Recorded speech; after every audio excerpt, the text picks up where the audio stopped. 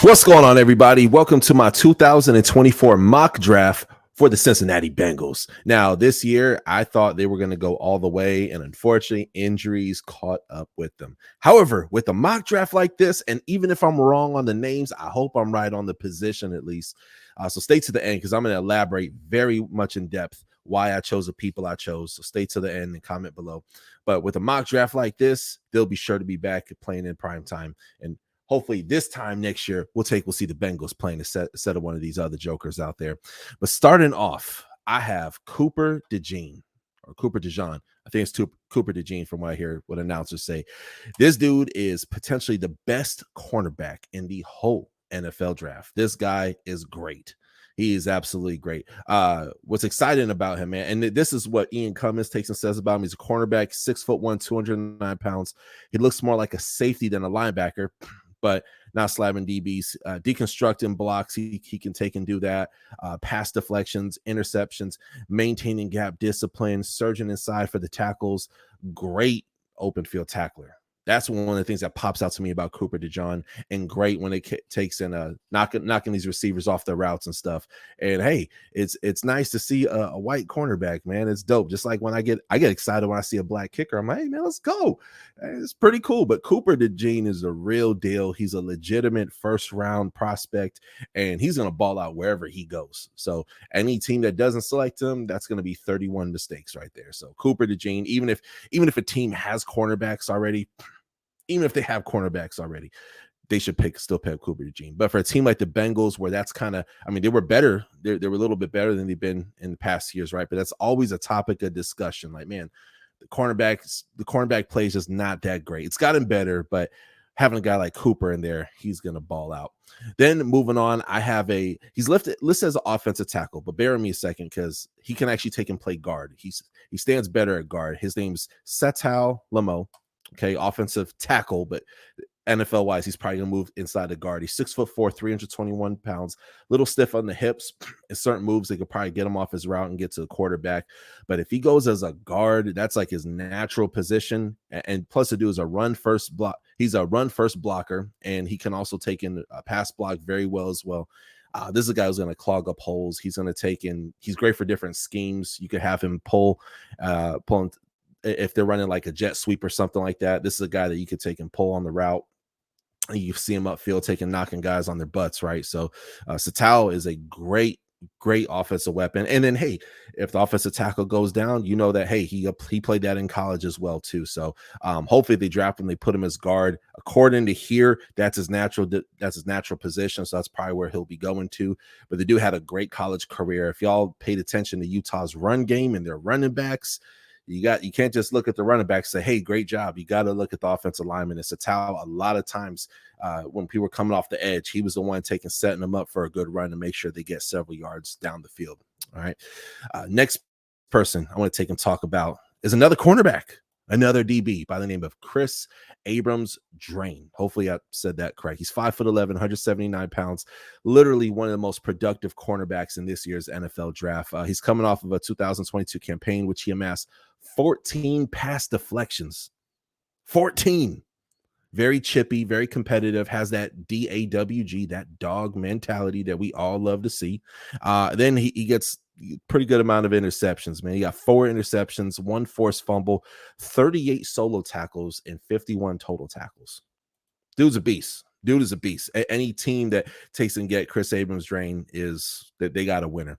Then the next person I have here is a true offensive tackle, Blake Fisher, 6'5", 336 pounds. And look, man, Notre Dame had one of the better offensive lines in college football. This dude is great. Very tough for edge rushers to get a beat on this guy. And when the NFL Combine finally comes, the whole world is going to know a whole lot more about Blake Fisher. Moving on, there's Dallin Holker. Now, if you guys paid attention to the Colorado versus Colorado State game, that's the first time I've ever heard of him. And that led me down a wormhole of just watching his highlights. And Dallin is a beast, man.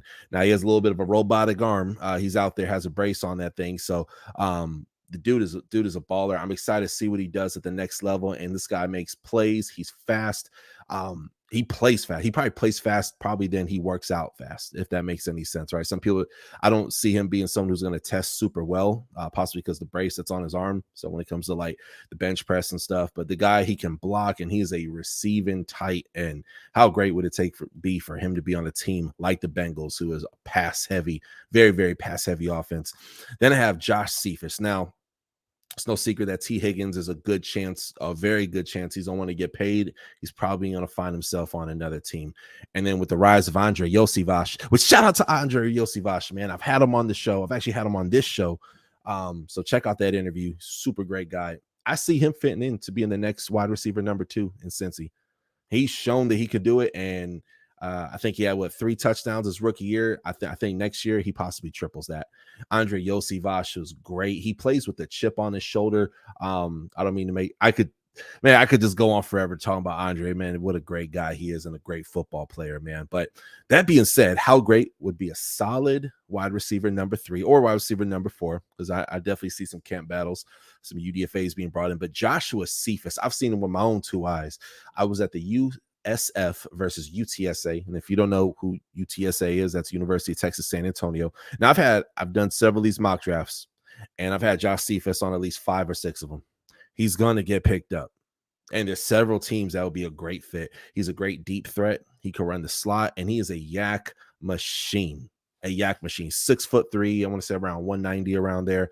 And he's twitchy. He's tough to bring down. Breakaway speed. Josh Cephas is all that. He's all that. He had 1,100 yards this year. So I think the last 2 years combined, I think he was just slightly under 2,000 yards. Great wide receiver. And then we have Kenneth Horsey. Now, he had a 5-year career over at University of Kentucky. That's one of the better O-lines out there. He's an offensive guard. I have him coming on the show within the next week, so watch out for that interview there. And Kenneth, he's coming off of an injury, but man, when Will Levis was there and their current quarterback, his name's skipping by me right now, but the dude is a baller. Kenneth can freaking play, guys. He can play. He's not only the team captain over there, this guy's a leader of men.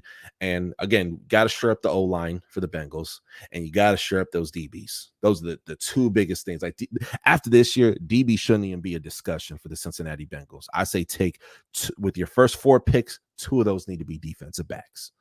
I rest my case. So comment below. Let me know your thoughts. Did you love this mock draft? Did you hate it? Was there somebody I could have swapped out?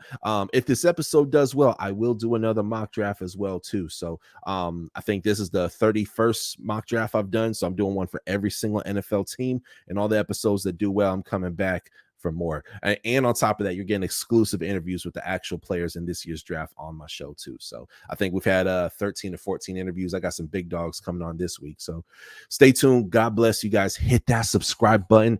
Hit the bell for the alerts that lets you know whenever new episodes come out. And I'll see you guys next time on the Touchdown with Doug Smith. Thank you for watching another episode of the Touchdown with Doug Smith, where we have exclusive NFL content and exclusive NFL interviews. Be sure to hit that like and that subscribe button. Follow us on social media. See you on the next one.